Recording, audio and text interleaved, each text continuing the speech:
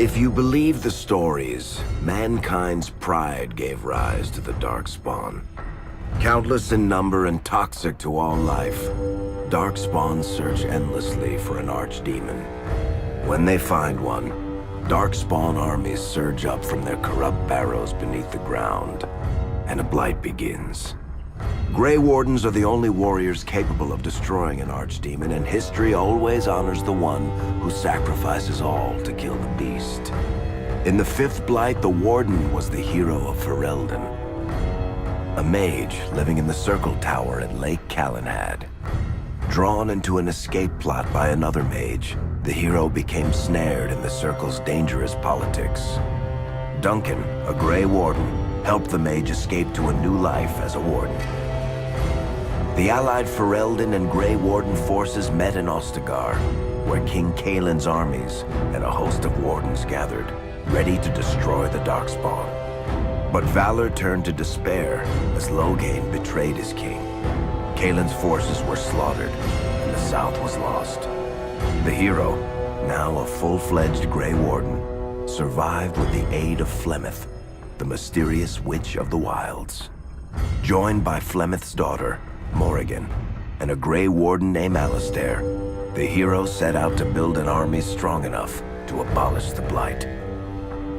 With the traitorous Loghain now seated on Ferelden's throne, the Warden sought help from the influential Arl Eamon of Redcliffe. However, they arrived in Redcliffe to find the town under siege. As each night, undead rose in waves and assailed the battered village. With the hero's help, the people of Redcliffe stood fast against the undead horde.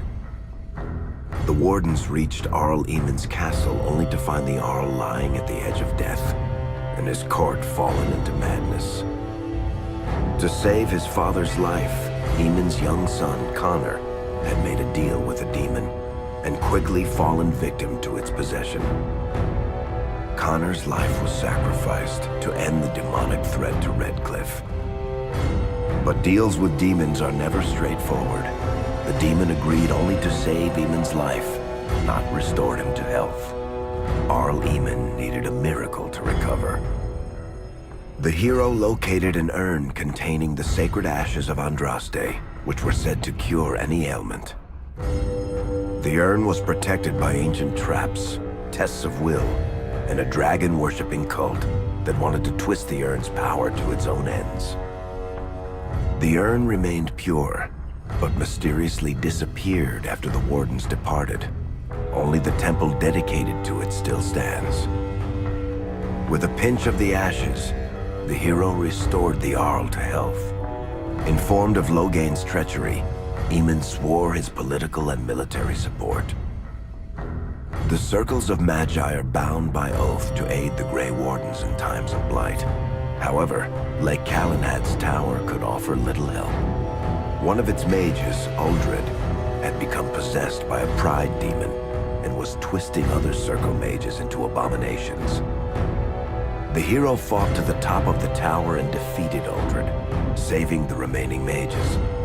Grateful for their lives, the mages joined the Warden's army.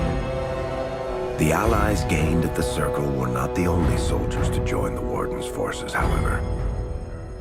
Dalish elves don't usually make alliances, but even deep hatred can be set aside in the face of oblivion.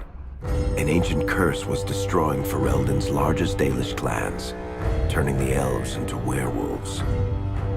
Zathrian, the clan's keeper, claimed that the cure required the heart of the great wolf, Witherfang. Years before, Zathrian himself had afflicted a group of humans with the curse that now ravaged his clan.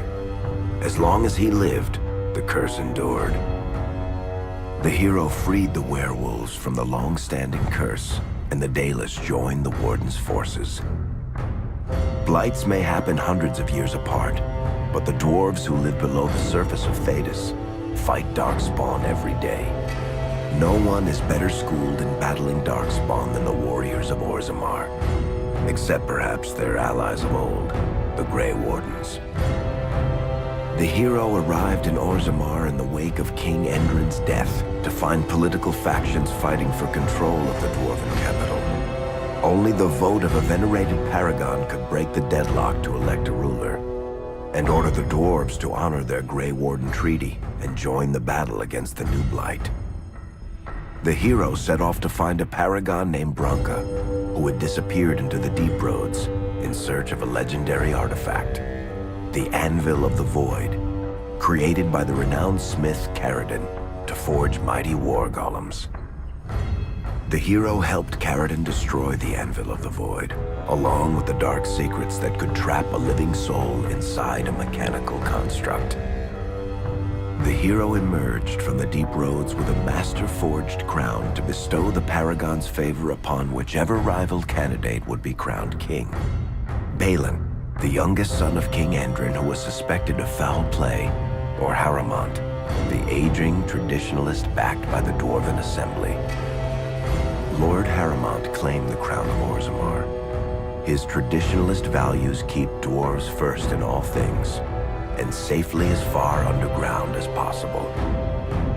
With Dwarden's strength now bolstering the Warden's army, the hero had to deal with Loghain so Ferelden could stand unified against the Darkspawn before the Blight swallowed the world. The kingdom of Ferelden stood divided. While some nobles supported Loghain's regency, others condemned his inaction against the Darkspawn. Civil war brewed, and Arl Eamon called a landsmeet in hopes of curtailing the conflict and removing Loghain from the throne.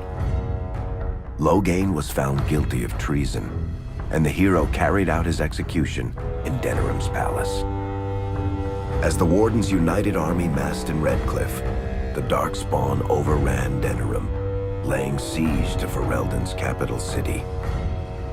The hero's army fought valiantly through Denerim and broke the Darkspawn siege.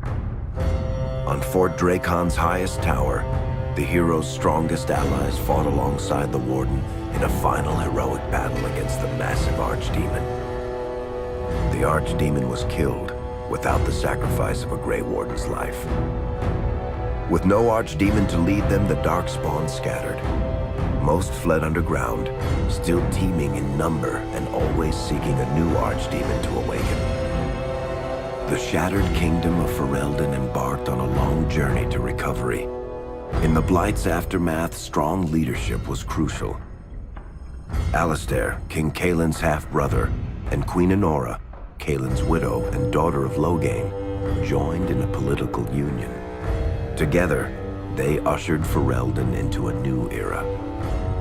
Ferelden still stands, as obstinate and resolute as the Dog Lords ever are, but the events of the Fifth Blight loom over it as the nation rebuilds. For people across Thedas, legends of the hero of Ferelden remain the nation's brightest beacons of hope during its darkest times. It all began in Kirkwall, the fall of Knight Commander Meredith, the Kunari Uprising, and of course, the Chantry's destruction and the onset of Mage Rebellion. One person always stood amidst the swirling chaos: Hawk, the champion of Kirkwall. The Hawk family fled Lothering, refugees from the Blight. Leandra, mother of the champion, and siblings Bethany and Carver, hoped to find refuge at her family's estate in Kirkwall, far to the north. As a mage with a family legacy of magic on both sides, Hawk naturally became involved in the events that ultimately led to the Mage Rebellion. The Hawks escaped the Blight with the help of Aveline Valen, a warrior and family friend. It's said that the family was also aided by Flemeth, the notorious Witch of the Wilds. Hawk's sister Bethany never reached the Free Marches. She was killed by Darkspawn while defending her family. The family's first years in Kirkwall were difficult. Leandra's brother Gamlin had lost the family fortune. The Hawks lived in poverty, forced to indenture themselves in return for entrance to the city. To pay off the debt, Hawk was forced to work for a gang of smugglers. All the while, Hawk and Carver did their best to hide Hawk's magic from the Templars. Opportunity eventually struck in the form of a dwarf named Bartrand Tethras, who was planning an expedition to the Deep Roads. It was a long shot, But with gold gained from the expedition, Hawk could free the family from its criminal creditors and further Templar scrutiny. Hawk met a rogue Grey Warden named Anders, who possessed detailed maps of the deep roads. These maps were crucial to the expedition's success. Once Hawk obtained them, everything else fell quickly into place. Out of concern for his safety, Hawk insisted that Carver stay in Kirkwall rather than accompany the expedition. Hawk did find ancient dwarven treasure, but the group also stumbled upon a statuette formed from a strange red lyrium. Upon returning to the surface, Hawk learned that Carver had joined the Templars, pursuing his own fate instead of living in his sibling's shadow. The gold Hawk recovered from the deep roads brought back Leandra's stately childhood home in Hightown. The Hawks had barely settled into their new home when Leandra was murdered, a deeply sinister and twisted killing. Hawk hunted down Quentin, the blood mage responsible, but could not prevent Leandra's death. Leandra's tragic death was part of a critical problem facing Kirkwall. Rising tension between the city's mages, who felt increasingly oppressed, and Templars, who grew increasingly suspicious of their activities. Adding to the strain, a large contingent of Kunari had also established themselves in Kirkwall, much to the growing discomfort of the city's rulers. After their dreadnought was shipwrecked many years before, a group of stranded Kunari were allowed to remain in a cordoned-off area in Lowtown. As time passed, the Kunari made no effort to return home and offered no explanation about why they remained. Tensions rose to a breaking point. Revered Mother Patrice, convinced the Kunari were a threat to the Chantry's faith, incited violence between the Kunari and the Kirkwall populace. Hawk knew that Patrice would bring about unnecessary conflict. Though the champion tried to stop her, Patrice orchestrated the murder of Seamus Dumar, a Viscount's son and a recent convert to the Qun. When her crime was discovered, a Kunari assassin killed her. After Seamus was murdered, the Arishok of the Kunari group lost patience with the humans of Kirkwall.